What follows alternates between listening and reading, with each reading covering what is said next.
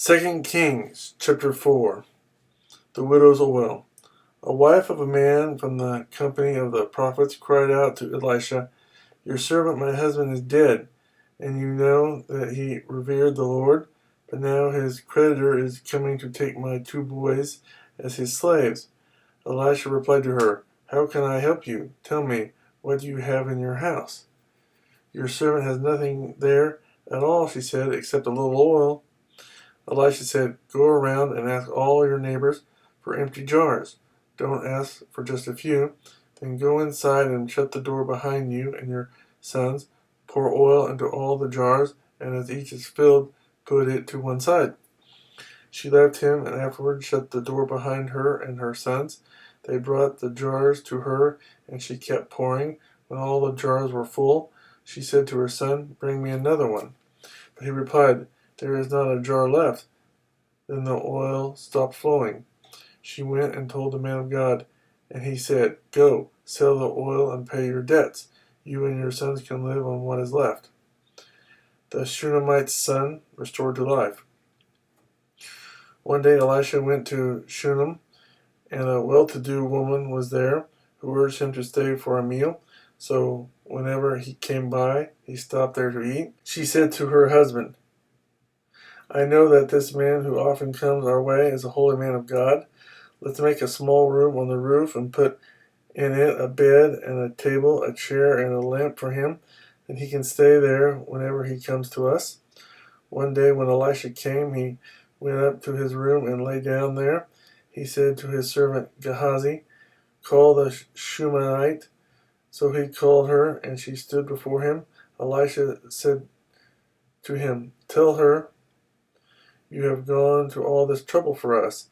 Now what can be done for you? Can we speak on your behalf to the king or the commander of the army?" She replied, "I have a home among my own people." "What can be done for her?" Elisha asked. Gehazi said, "Well, she has no son and her husband is old." Then Elisha said, "Call her." So he called her, and she stood in the doorway. "About this time next year," Elisha said, "you will hold a son in your arms." "No, my lord," she objected. "Don't mislead your servant, O man of God." But the woman became pregnant, and the next year about the same time she gave birth to a son, just as Elisha had told her.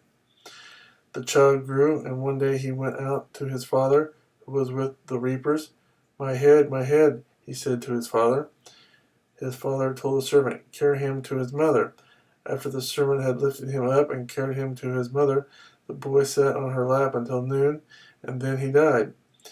She went up and laid him on the bed of the man of God, and shut the door and went out. She called her husband and said, "Please send me one of the servants and a donkey so I can go to the man of God quickly and return." "Why go to him today?" he asked. "It's not the new moon or the Sabbath." "It's all right," she said. She saddled the donkey and said to her servant, "Lead on. Don't slow down for me unless I tell you." So she set out and came to the man of God at Mount Carmel. When he saw her in the distance, the man of God said to his servant Gehazi, "Look, there is the Shunammite. Run to meet her and ask her, 'Are you all right? Is your husband all right? Is your child all right?'" "Everything is all right," she said. When she reached the man of God at the mountain, she took hold of his feet. Gehazi came over to push her away, but the man of God said, "Leave her alone. She is in bitter distress, but the Lord has hidden it from me and has not told me why." "Did I ask you for a son, my lord?" she said. "Didn't I tell you, don't raise my hopes?" Elisha said to Gehazi, "Tuck your cloak into your belt, take my staff in your hand and run. If you meet anyone, do not greet him, and if anyone greets you, do not answer. Lay my staff on the boy's face." But the child's mother said, "As surely as the Lord lives, and as you live, I will not leave you." So he got up and followed her. Gehazi went on ahead and laid the staff on the boy's face, but there was no sound or response. So Gehazi went back to meet Elisha and told him, "The boy has not awakened." When Elisha reached the house, there was the boy lying dead on his couch. He went in, shut the door on the two of them, and prayed to the Lord.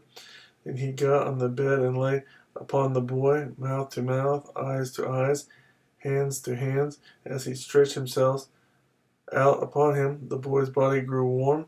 But Elisha turned away and walked back and forth in the room, and then got back on the bed and stretched out upon him once more. The boy sneezed 7 times and opened his eyes. Elisha summoned Gehazi and said, "Call the Shunammite." And he did. When she came, he said, "Take your son." She came in, fell at his feet, and bowed to the ground. Then she took her son and went out. Death in the pot. Elisha returned to Gilgal, and there was a famine in that region. While the company of the prophets was meeting with him, he said to his servant, "Put on the large pot and cook some stew for these men." One of them went out into the field to gather herbs and found a wild vine. He gathered some of its gourds and filled the fold of his cloak. When he returned, he cut them up into the pot of stew, though no one knew what they were. The stew was poured out for the men, but as they began to eat it, they cried out, "O man of God, there is death in the pot," and they could not eat it. Elisha said, "Get some flour." He put it into the pot and said, "Serve it to the people to eat." And there was nothing harmful in the pot. Feeding of 100. A man came from Baal Shalisha, bringing the man of God 20 loaves of barley bread baked from the first ripe grain, along with some heads of new grain. "Give it to the people to eat," Elisha said. "How can I set this before 100 men?" his servant asked. But Elisha answered, "Give it to the people to eat, for this is what the Lord says. They will eat and have some left over." Then he set it before them, and they ate and had some left over, according to the word of the Lord.